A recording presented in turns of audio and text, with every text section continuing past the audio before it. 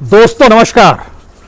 दोस्तों, डेमोक्रेसी कोई आसमान में उड़ती हुई चिड़िया नहीं है जिसे अगर आप दूर से देखें तो पहचान ना पाएं और जब वो नजदीक आ जाए तो आप जान पाएं कि हां ये चिड़िया है। दरअसल डेमोक्रेसी का मतलब तो किसी भी देश के लिए यही होता है कि वह देश के किसी भी हिस्से में रह रहा हो, दिल्ली से चाहे जितनी दूर हो, यानी राजधानी से जितनी दूर हो, सत्ताधारियों से जितनी दूर हो, लेकिन गवर्नेंस के जरिए उसके भीतर यह एहसास आ जाए कि हां लोकतंत्र है, डेमोक्रेसी है। डेमोक्रेसी का मतलब चुनाव नहीं होता है। डेमोक्रेसी का मतलब सिर्फ वोट डालना नहीं होता है। डेमोक्रेसी का मतलब तो उस चुनाव के बाद की उन परिस्थितियों को बनाना होता है जिसके बाद वाकई व्यक्ति महसूस कर सके कि सत्ता में बैठे हुए लोगों के कोई ना कोई सरोकार उनके साथ जुड़े हुए हैं। लेकिन भारत के भीतर में मौजूदा वक्त में चाहे प्रांत के देश के अलग अलग हिस्सों से किसान दिल्ली की सीमा तक पहुंच गए हों, लेकिन किसानों की भीड़ को देखकर, उनके संघर्ष और आंदोलन की तरफ से आंख मूंदकर अगर राजनीतिक सत्ता ये कहे आप हमें लोकतंत्र ना सिखाइए, तो हमें लगता है कि आज का दिन शायद इस देश के प्रधान सेवक प्रधानमंत्री को लोकतंत्र का पाठ पढ़ाने की जरूरत है।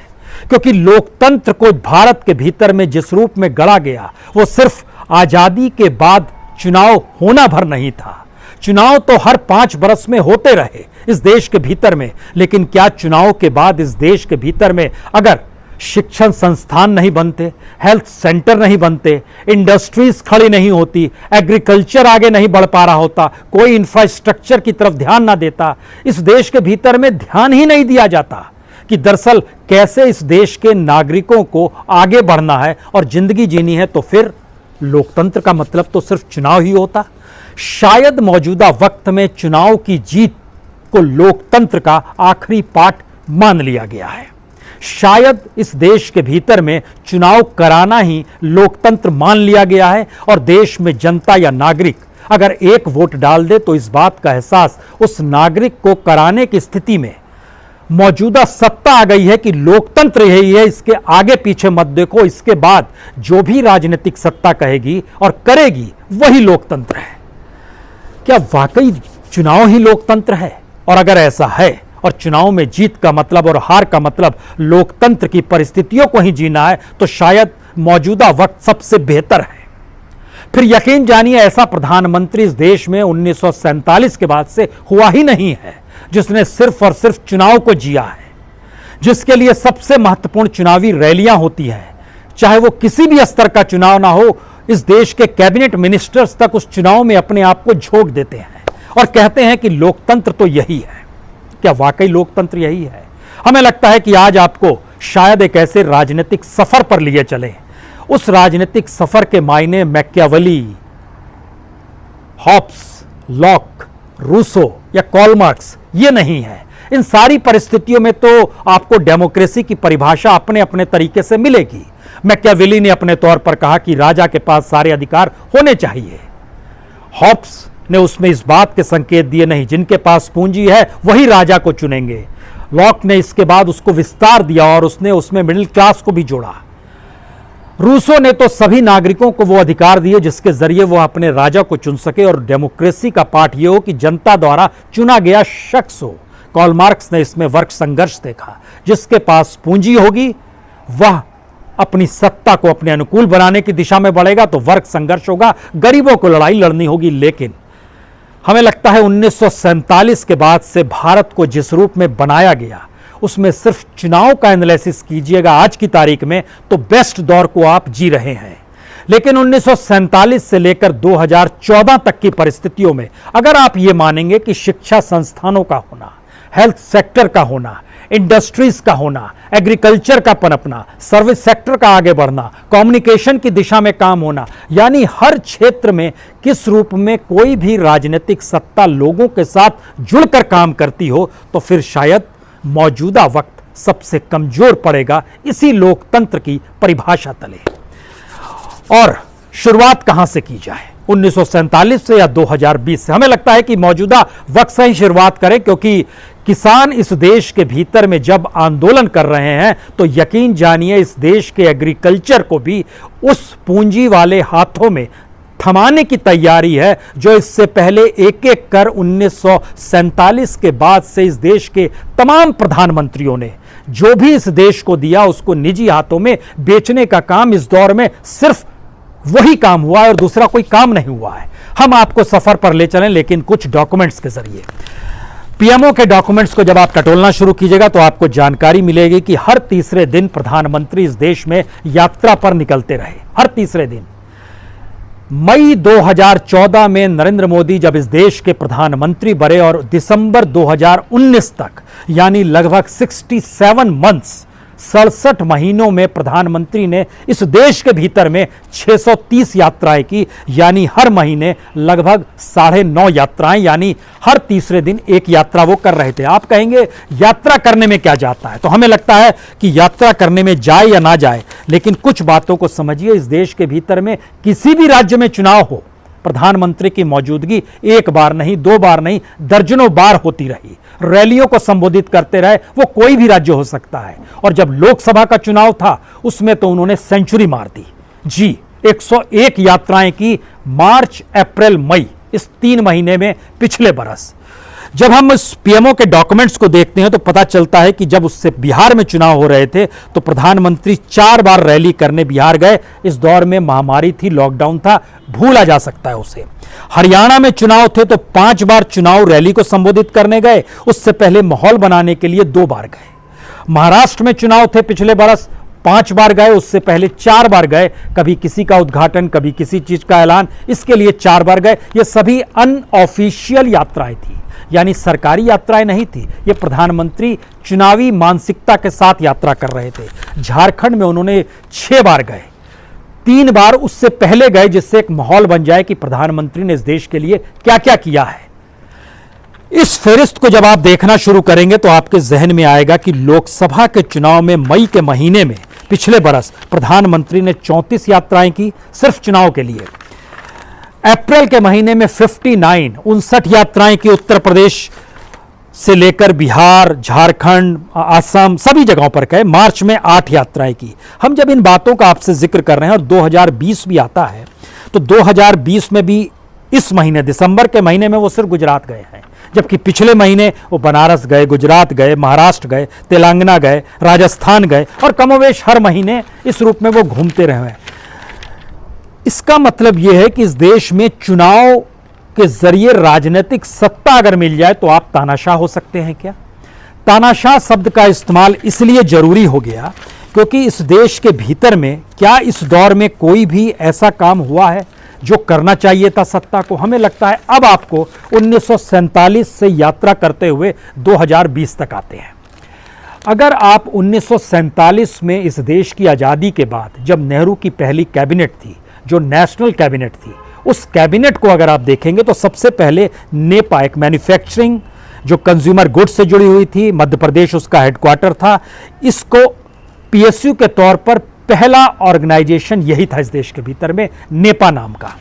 यह मिनिस्ट्री ऑफ हैवी इंडस्ट्रीज और पब्लिक इंटरप्राइजेज में आता था और संयोग से उसके मंत्री श्यामा प्रसाद मुखर्जी थे। श्यामा प्रसाद मुखर्जी जो हिंदू महासभा से निकले, जो जनसंघ से जुड़े, जो सरकार के साथ खड़े थे, उन्होंने ही उस वक्त सबसे पहला काम किया कि पीएसयू को बनाया।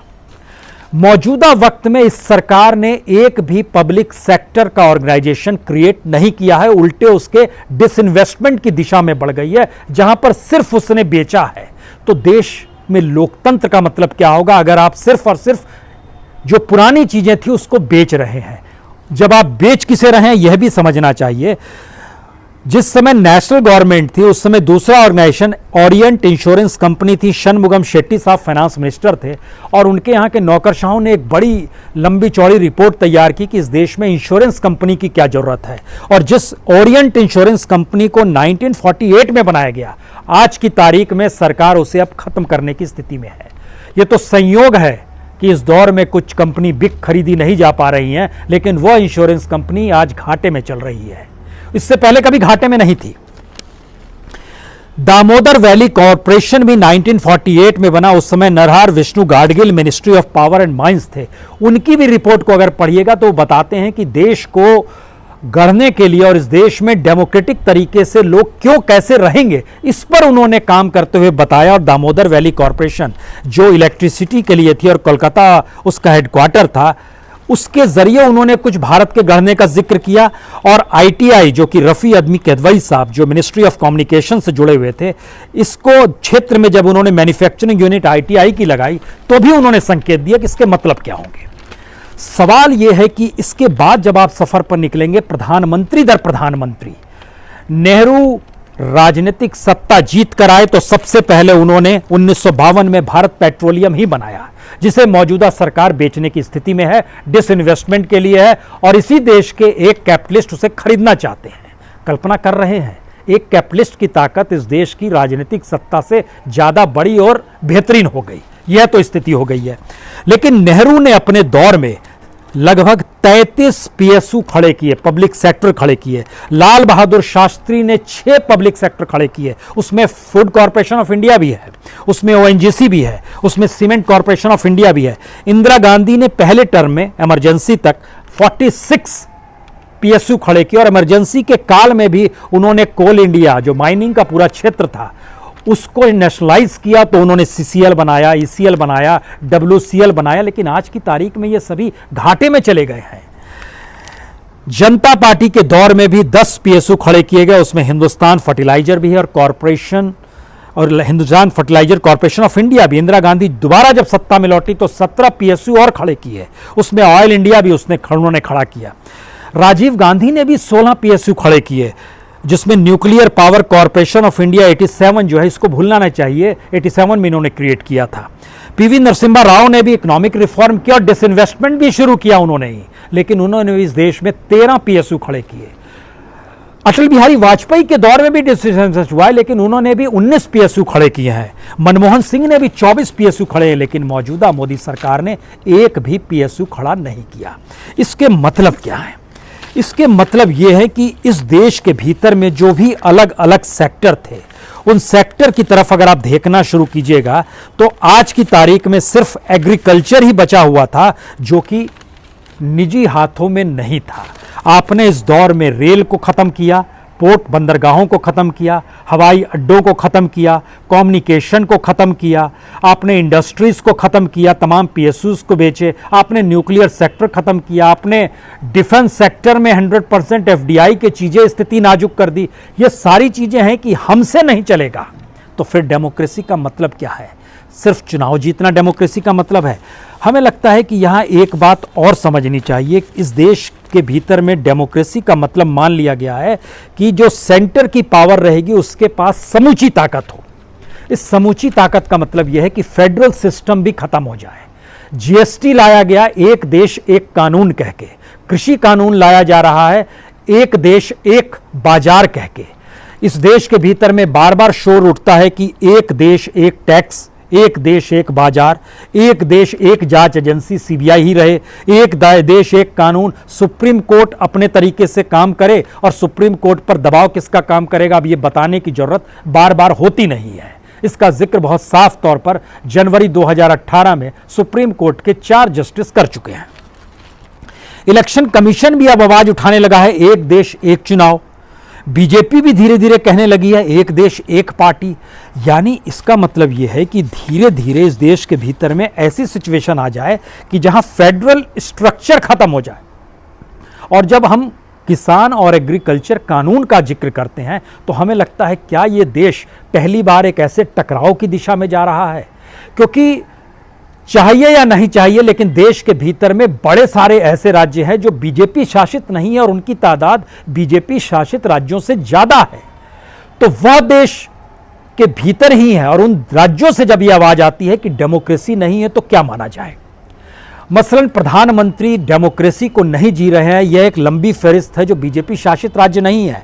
पंजाब, राजस्थान, छत्तीसगढ़, तीनों जगह कांग्रेस की सत्ता। महाराष्ट्र, झारखंड जहां पे कांग्रेस के समर्थन से बनी हुई राजनीतिक सत्ता। पश्चिम बंगाल टीएमसी है। केरल, वहां पर वामपंथी गठबंधन काम कर रहा है। तेलंगाना हो, आंध्र प्रदेश हो, तमिलनाडु हो, इन तमाम जगहों पर डेमोक्रेसी को लेकर एक अगर सवाल है तो क्या यह माना जाए कि डेमोक्रेसी की परिभाषा जो दिल्ली में कही जाती है और डेमोक्रेसी की परिभाषा दूसरे राज्यों में कही जाती है वह अलग अलग है? स्थिति तो यह